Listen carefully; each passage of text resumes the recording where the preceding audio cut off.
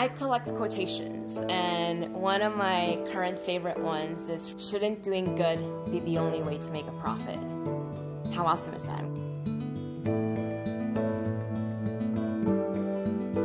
When I was 8, I asked Santa for a divorce because there was just a lot of friction at home. I had to deal with a lot of big issues at an early age. My father used to work for the UN, so we moved around quite a bit. A couple of years in Ecuador, a couple of years in Colombia, a few years in Honduras, and each time, going to a different country, a different city, at the time I was thinking, I don't have any childhood friends the way that these other kids have childhood friends. Today, I now see that as a strength. I'd say that that's what has made me resilient.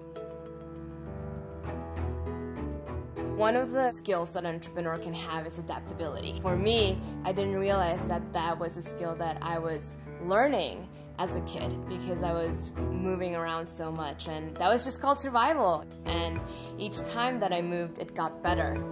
I'm glad for it because that is a skill that I use day in and day out, being adaptable. And now as, being on the other side, that I mentor a lot of entrepreneurs, sharing with them that that's really a key to success for them.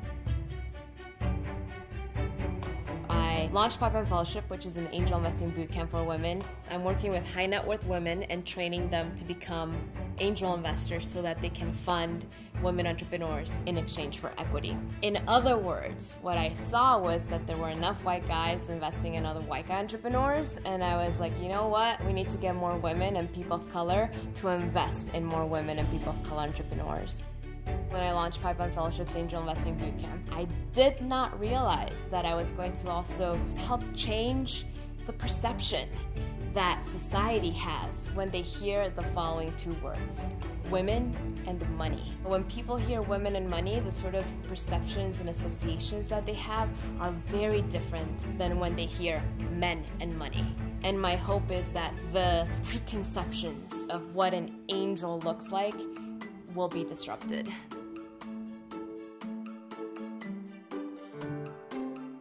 My message for women is actually a question, which would be, what would you do if you felt entitled? WWASWGD, which is what would a straight white guy do? Because a lot of women and people of color entrepreneurs and women and people of color professionals were not coming from an entitled place. How would you lead your life from a place of abundance?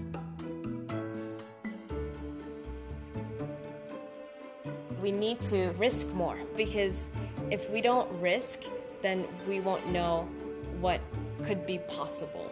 It's not just me, there's so many other people who are working to get more voices at the table. There are others.